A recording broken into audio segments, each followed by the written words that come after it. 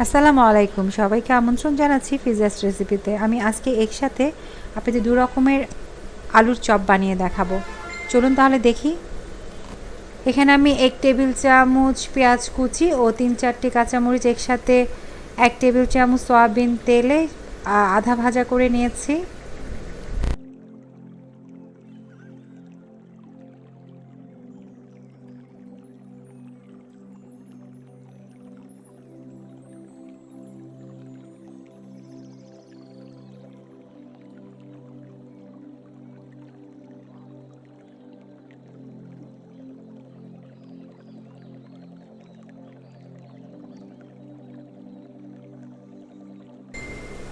Video যাতে আপনারা দেখতেই পাচ্ছেন, আমি এগুলোকে এখন গোল শেপ করে নিচ্ছি। গোল করে এটার ভিতরে আমি দিয়ে দিচ্ছি মোজোরেলা দিয়ে আমি এটাকে আবারও খুব ভালো মতো গোল করে নিচ্ছি। নিয়ে এখানে আমি আগে থেকে ডিম ফাটিয়ে রেখেছিলাম, ডিম ভালো মতো চারদিকে লাগিয়ে এখানে আমি বিস্কিটের গুঁড়ো লাগিয়ে নিচ্ছি। এখানে আপনারা ব্রেড ক্রাম্বস ইউজ করতে পারেন।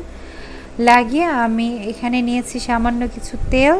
তেলটা গরম হয়ে আসলে আমি আমার চপগুলো দিয়ে দিব। চপ ভাজা হয়ে গেল, তৈরি হয়ে গেল খুবই মজাদার পটেটো চিজ বল।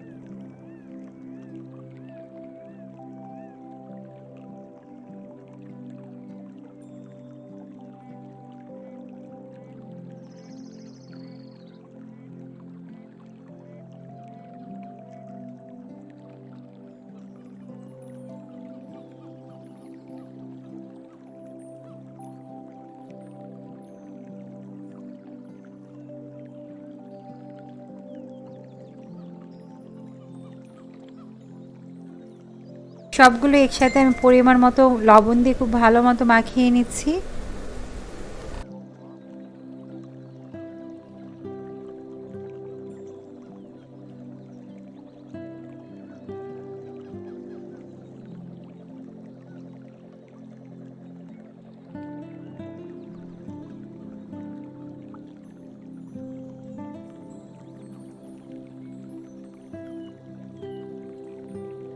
এই তো এখানে আমি সবগুলোকে একসাথে খুব ভালো মতো মাখিয়ে নিয়েছি। মাখিয়ে এখন আমি শেপ দিয়ে দিচ্ছি। আপনার ভিডিওতে দেখতেই পাচ্ছেন।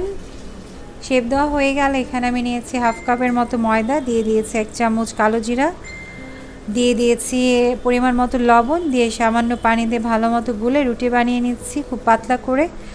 বানিয়ে এটাকে আমি কেটে নিচ্ছি। আপনারা ভিডিওটা একটু খেয়াল করবেন।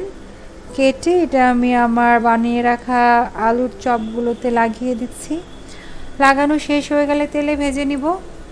আর হ্যাঁ, এখানে যখন আমি আলুটা মাখিয়েছি ভিতরে কিছু বিস্কিটের গুঁড়ো বা ব্রেড ক্রাম্বস দিয়ে দিয়েছিলাম, দিয়ে একসাথে আলুটাকে মাখিয়ে নিয়েছি।